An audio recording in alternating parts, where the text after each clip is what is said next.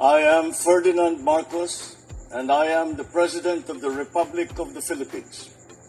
I stand today on behalf of 110 million Filipinos. So, hello people and hello universe, it's me again. So, ito guys yung final statement ni Sara Duterte sa kanyang pagbibitaw bilang sekretary ng DepEd. Pakinggan nyo mga kababayan yung kanyang statement, although mayroon na tayong in-upload pero ito ay live, kanina pa, So,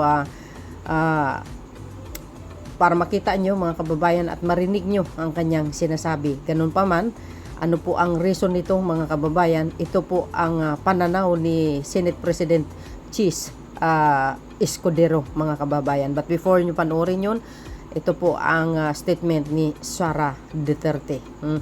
See you again guys on my next upload video. Bye and babush. God bless Philippines. Sa 2 taon nating pagsasama, ang kwentong nabuo natin ay kwento ng kapit-bisig na pagtaguyod sa adhikaing maitatag ang isang bansang makabata at batang makabansa. Ngunit anumang kwento, kahit gaano kaganda, ay sadyang nagtatapos rin. Earlier today, June 19, 2024, I sought an audience with the President and tendered my resignation as the Secretary of Education effective July 19, 2024. I have given my 30-day notice to ensure the proper and orderly transition for the benefit of the next Secretary. Mga kababayan, ang aking pagbibitiw ay hindi lulan ng kahinaan, kundi dala ng tunay na malasakit para sa ating mga guro at kabataang Pilipino. Bagamat hindi ako magpapatuloy na mamamahala sa kagawaran, patuloy pa rin nating itataguyod ang kalidad ng edukasyon na nararapat para sa Pilipino. Hindi man ako ang tumatayong kalihim ng edukasyon, mananatili akong isang ina na nagmamatyag at titindig para sa kapakanan ng bawat guro at bawat mag-aaral sa Pilipinas. Para sa isang matatag na Pilipinas. Mga kababayan, lahat ng ating ginagawa ay para sa Diyos, sa bayan, at bawat pamilyang Pilipino. Syukuran. At ito naman mga kababayan, yung pananaw ni Senate President Chis Escudero, isa sa mga dahilan, sabi niya, ang pagre-resign ni Sara Duterte, So, kanya-kanya tayo guys ng pananaw. Ika nga. So, ang kanyang pananaw is this. I believe her resignation was inevitable from the time her father, former President Rodrigo Roa Duterte, and her siblings and allies started attacking PBBM and members of the first family. O, diba guys? Totoo naman yun. Kung nakikita nyo naman sa maisog rally nila na prayer rally ko, kung paano nila binanatan si Pangulong Marcos Jr. at binaluhura, pinahiya, diba? Kasama yung mga attorney na akala mo feeling perfect. Ganon din ang mga DDS, si Digong at yan lalo na yung mga si Basti, mga kababayan. Tama yun. Tignan nyo kung paano nila pinahiya sa buong mundo at binalahura ang bagong administrasyon na hindi naman sila inaway ni Pangulong Marcos Jr. Hindi mo lang alam kung ano po ang violation na nagawa ni Pangulong Marcos Jr. Ano ba ang na-violate niya o ano pagkakasala niya. O, di ba?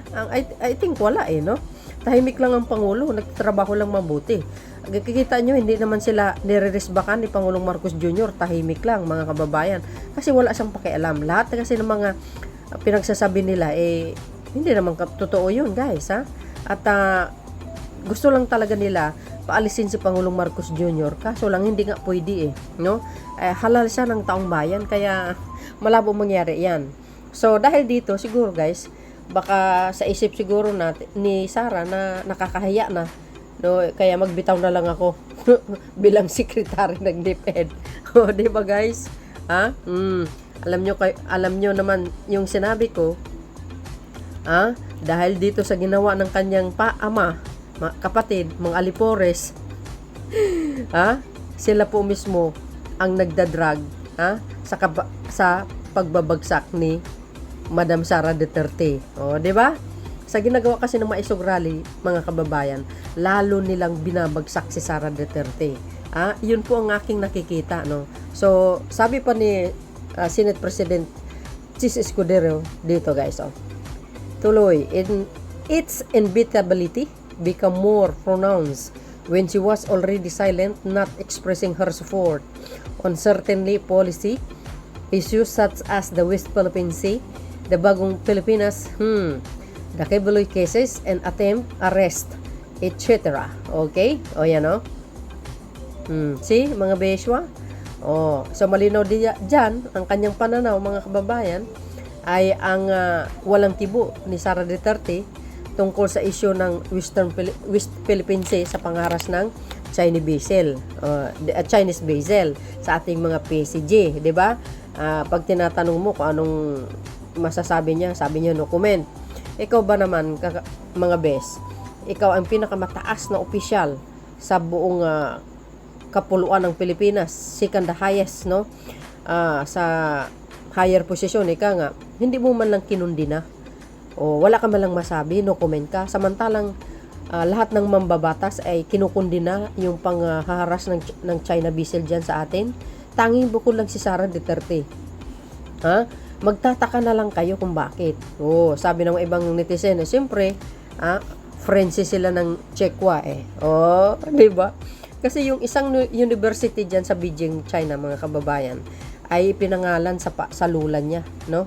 Actually, nagpunta nga yan si si former President Rodrigo Duterte.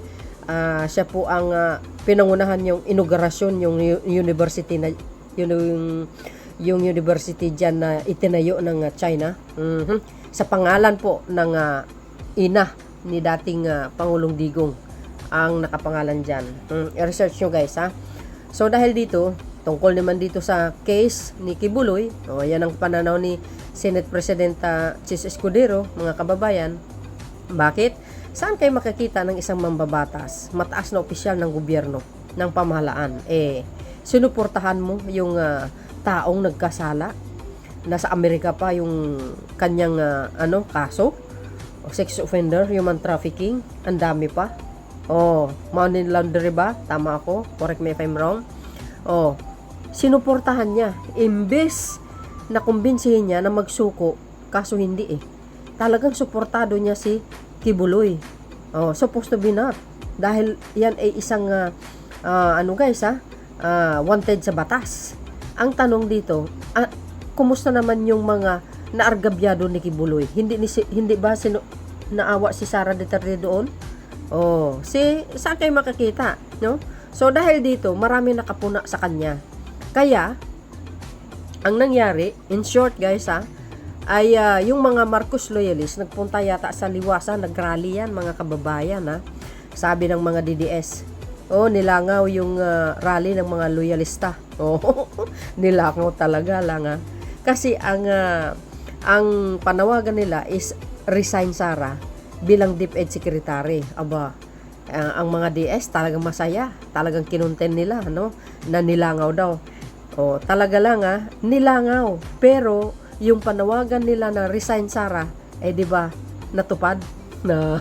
Yun ang magaling. Hindi nga gaano karamihan ang nagpunta dyan, pero yung panawagan nila, God is good, dahil natupad. Sara resign. Sara resign. Di ba, ngayong araw nag-resign. Congratulations sa mga Marcos loyalists na nagprotesta dyan. Nagtagumpay kayo talaga. Hindi man kayo karamihan, pero nagtagumpay kayo. Di ba, nag-resign si BP Sara. sa panawagan nyo. Congratulations mga bes. Di ba? Nagtagumpay talaga kami eh. So yun guys, ang aking masasabi dito. Kayo guys, anong masasabi nyo? Well, para sa akin ang masasabi ko, much better na nag-resign si Sara kasi guys, kung ano man ang reason, no, na hindi natin alam sa pagbitiw niya sa kanyang tungkulin, eh hindi natin alam mga kababayan. Pero kung ano man ang kanyang plano after ng kanyang resign, then abangan po natin 'yon. Kasi sabi nila sa mga nagpo-post, eh mayroong malaking kaganapan. Well, kung yung plano nyo, tuloy-tuloy nyo yung pagrarally, no? At kasama si Sara Duterte, well, edi magrarally kayo. Pero yung nanaisin nyo na mapapatalsik si Pangulong Marcos Jr., I don't think so. Halal po siya ng taong bayan.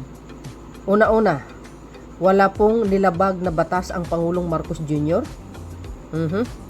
Pangalawa, ginagawa niya ang kanyang tungkulin bilang Pangulo ng Pilipinas. Nakikita po natin lahat yung kanyang hardworking, di ba?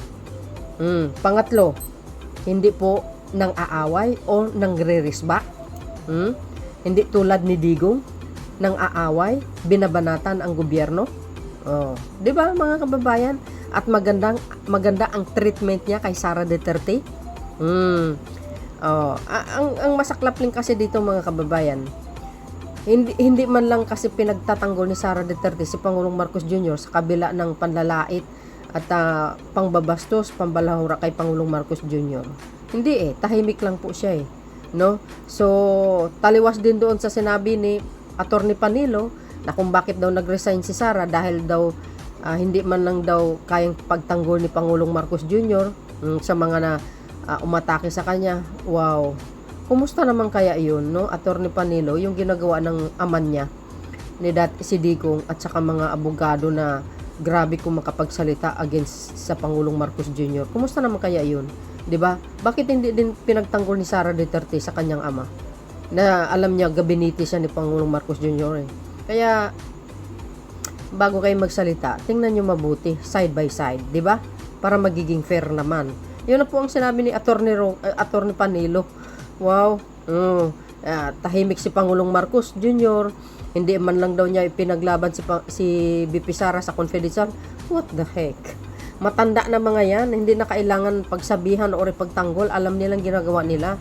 'Di ba? Hindi daw pinagtanggol. Aba, kumusta naman ginawa ni Sara? Hindi din pinagtanggol niya sa ama niya.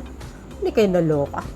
So, yun guys, abangan natin ang susunod na mga kabanata at well, I hope pag-resign niya focus na lang siya sa kanyang trabaho bilang Vice President ng Pilipinas, okay?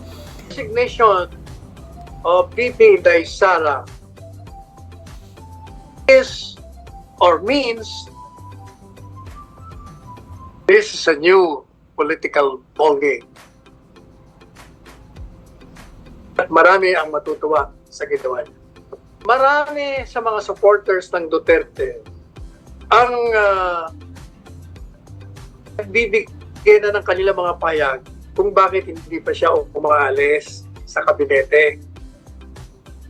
Yun ang kasagutan niya, umalis na. Matagal na.